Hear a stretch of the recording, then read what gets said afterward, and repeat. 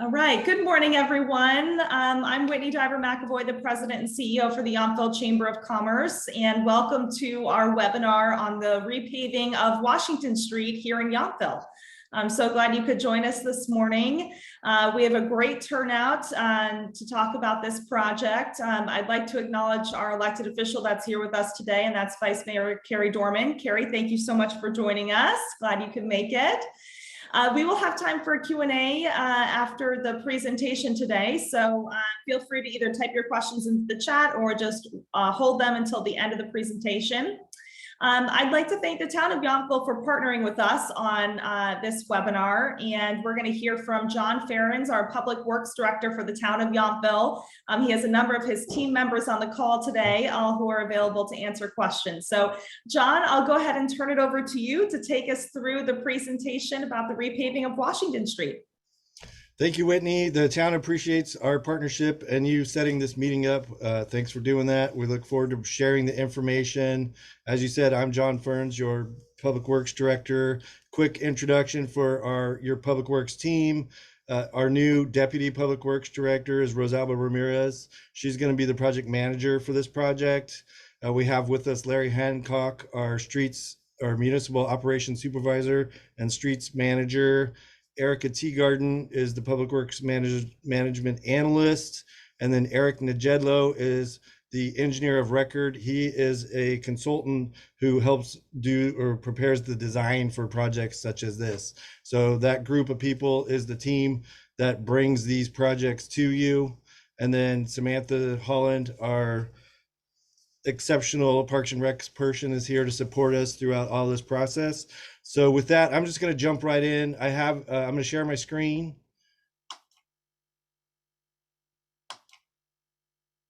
And hopefully, let me know. Yes, we can see it. Okay, good.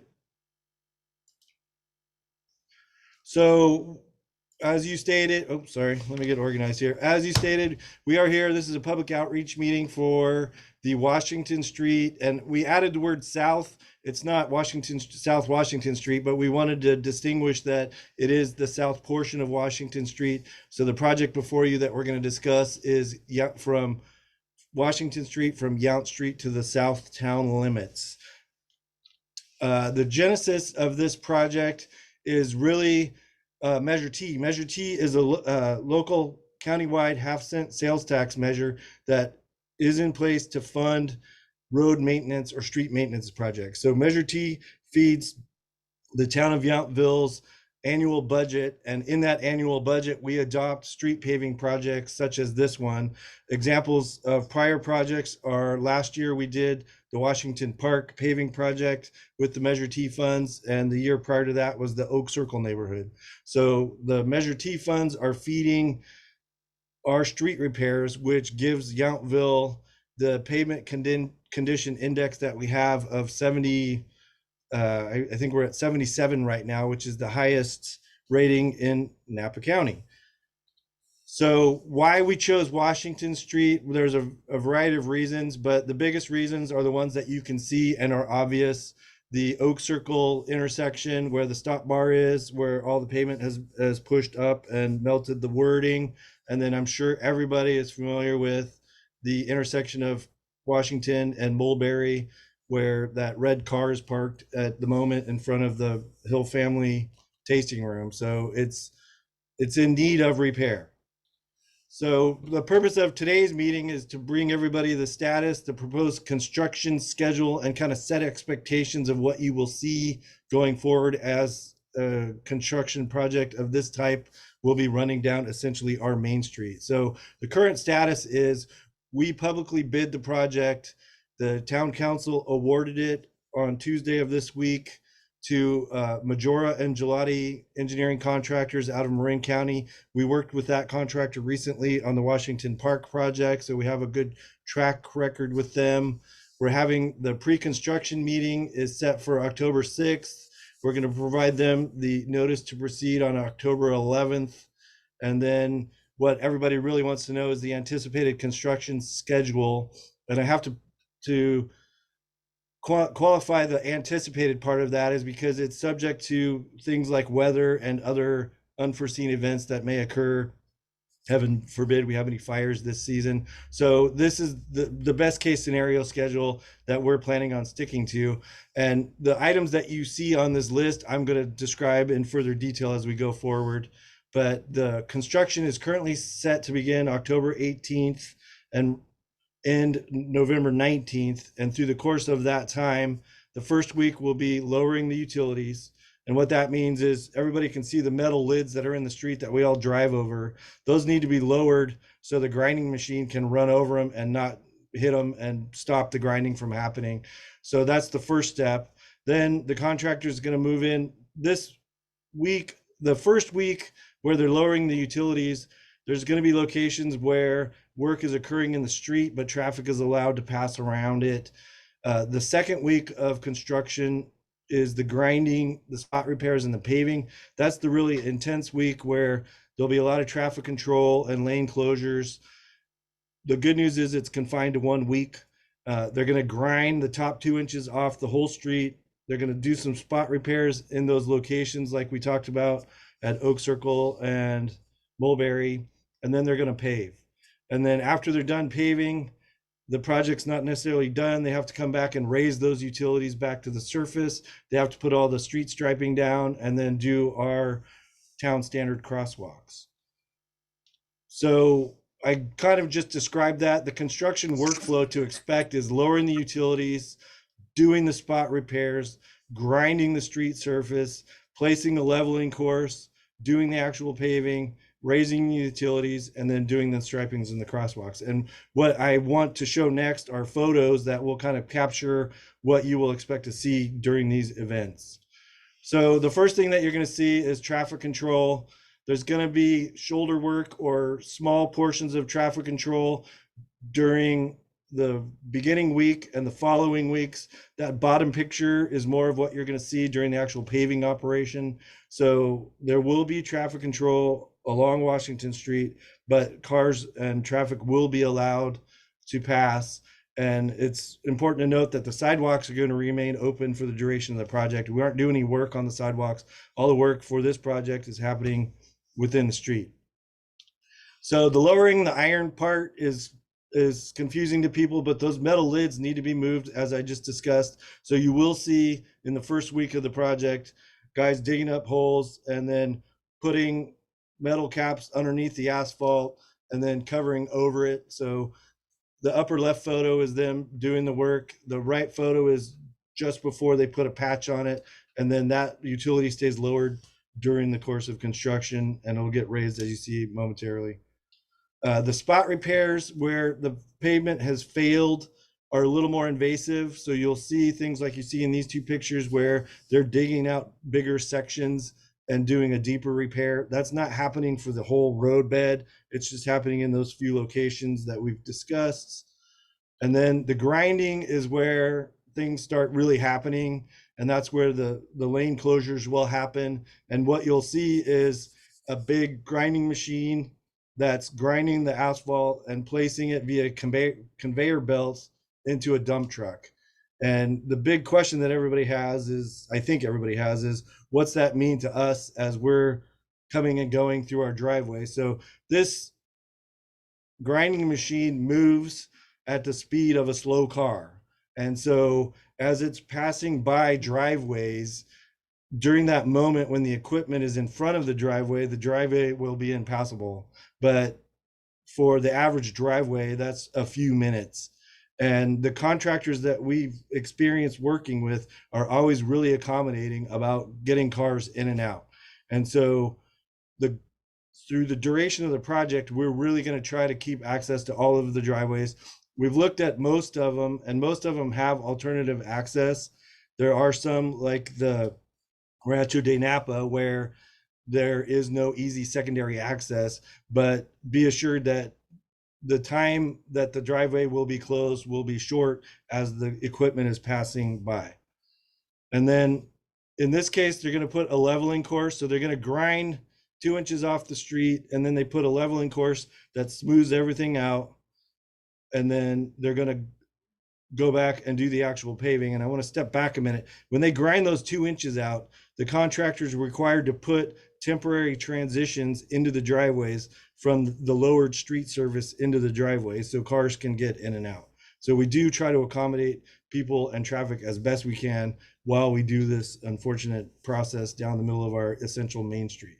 So the leveling course is a thin course that will happen in one day in between the grinding, and then the actual paving will occur. That's a similar equipment chain to what we saw with the grinding machine. There's a big dump truck full of hot asphalt that feeds the paving machine, which actually lays the pavement, and then there'll be a roller following behind it. The roller is vibrating the asphalt and making, compacting it so it to its final state, but it's a little bit disruptive. It's loud, it's vibratory, it's only temporary throughout the day. I want to note that on the lower right corner, you'll see a FedEx truck in the photo, and I included this photo to let people know that even though the paving is occurring, trucks and cars can still maneuver around it. So there will be opportunities for traffic to move through the street during the paving operation. After it gets paved, we go to the raising the iron steps. So all that metal that was lowered has to be raised to the new surface. So it's counterintuitive. Most people, we just paved the street. Why are you digging it up? But we're just digging the locations where the utilities are to bring them up to the new pavement surface. So they dig them up, they make them level, and then they pour concrete around them to make them flush. So that's how you get that smooth surface that we can drive on. And then last but not least is putting the stripes down and doing our town standard stamped crosswalks. And that's going to occur after the week of October 29th. It'll occur through the course of the first few weeks of November, and then all should be said and done by November 19th, which was our goal of getting it all done before Thanksgiving week. And with that, I'm available with questions, and we have our contact information on the screen, and we're available for questions after this meeting, so please reach out to us. I'm going to stop my share, and please let us know if you have questions or need to discuss anything in particular. That was great, John. Very informative, but also not drawn out. So I think we all appreciate that. Fantastic. Does anybody have any questions for John or his staff? You can unmute yourself or you can type your question into the chat, either way. No. Yes, Vice Mayor. Come on. I know I broke my record yesterday by not asking a question, but today I have one. So John, thank you very much. And thank you to the rest of the staff. When the grinding goes by or the paving goes by, in our perfect world, is it one time per driveway? The grinder goes by one time and the paver goes by one time? Not exactly, because the paver or both machines are roughly 8 feet wide.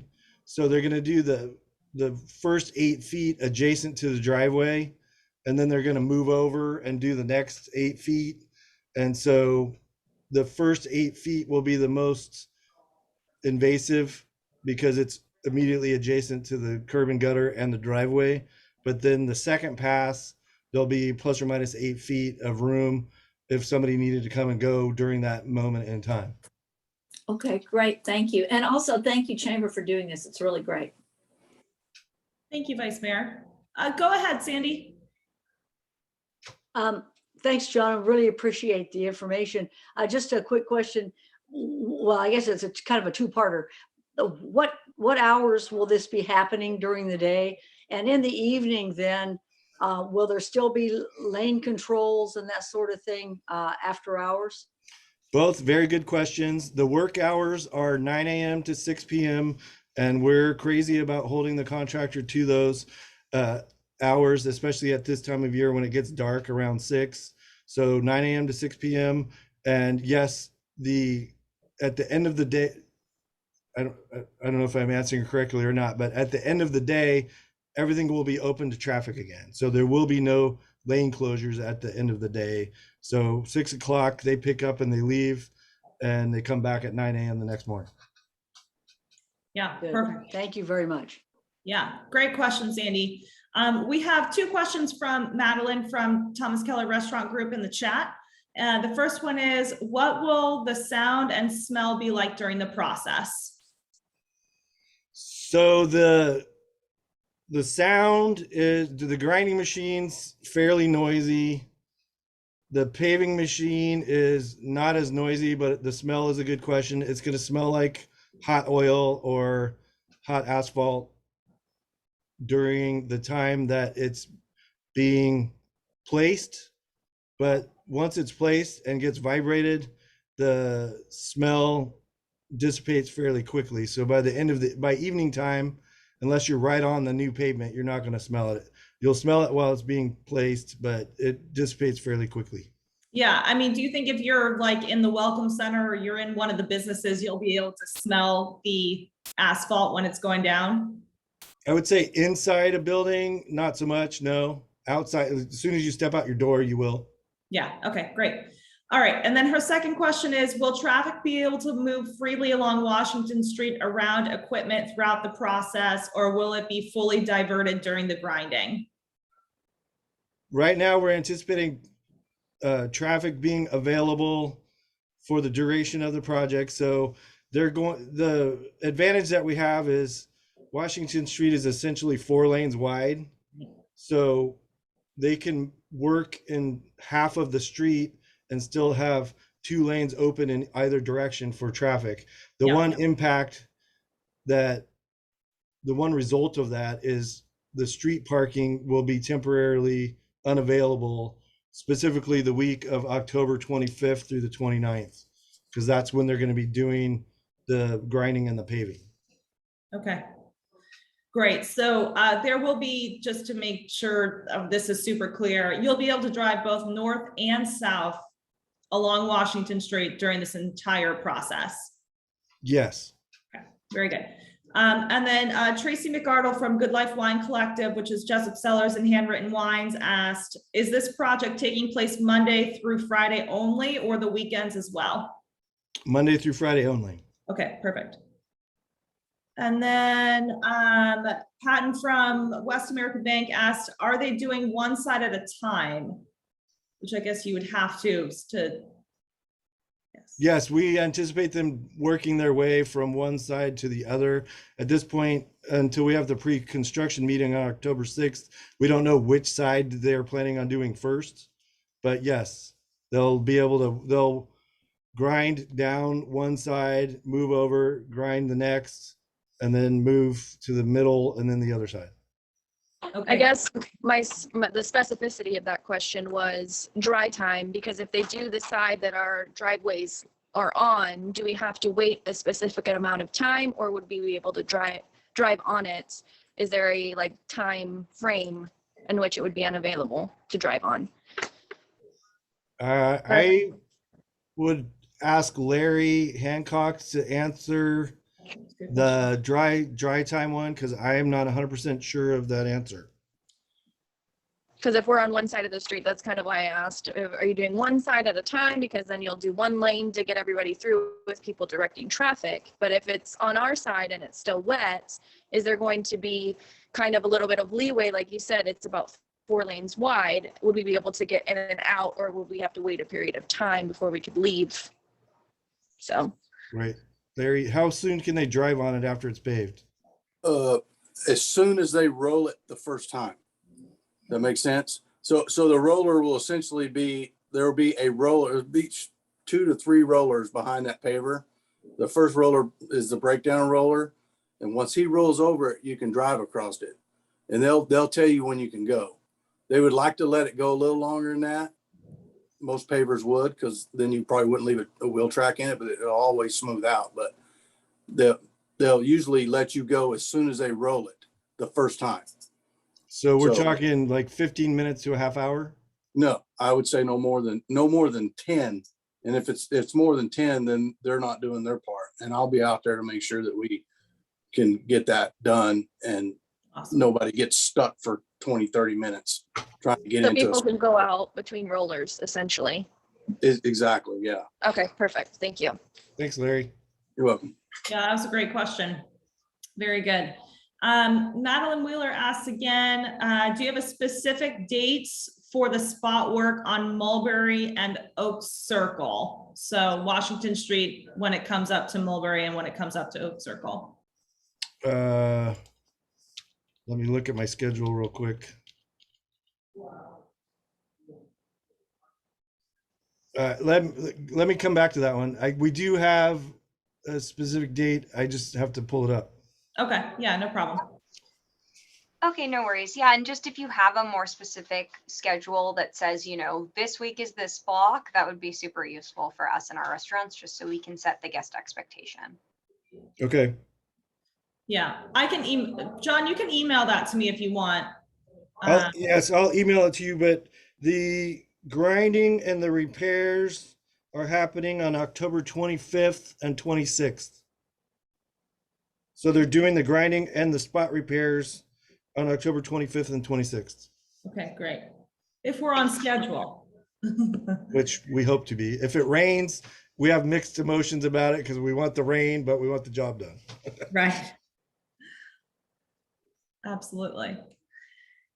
What other questions do you have out there or that we haven't answered yet? Okay, great. Excellent. John, any last thoughts before we wrap it up? We just appreciate, I mean, we recognize that this is a challenge for the community, and we appreciate everybody's cooperation and patience and understanding during this time, and know that we are going to do our best to minimize the impacts to the community for the process, but we also want to deliver a good project and have Washington Street be repaired for everybody to use going forward. So thank you everyone for your patience and cooperation and understanding as we go through this together. Okay, great. Yes. Well, thank you for putting together this very informative presentation and answering everybody's questions. And if you all on this call think about a question, feel free to email me directly or Jessica, and we can pass this along to John and his team. And Frederick asked a really good question, which I was going to ask. Will there be a repaving from the Yount Street to north end of Washington Street sometime in the future? Yes, it's in our 5-year plan, and I don't know which year it is in the 5-year plan, but within the Measure T, we're within the Measure T program. We have a 5-year plan that we adjust periodically and adopt streets that are going to be paved. The north portion of Washington is within that 5-year plan, but I don't know which year. It's not going to be immediately next year. I know that, but it will be in the coming years. Okay, great. Excellent. Very good question, Frederick. Fantastic. As I mentioned, this video will be available on our YouTube channel, Yountville Chamber of Commerce YouTube channel, as well as our website and Facebook, and we'll also put it in the e-news coming out very shortly. So thank you so much for joining us today, and we look forward to seeing you soon, and we hope you all have a great weekend. Thank you so much. Bye-bye. Thank you, everybody.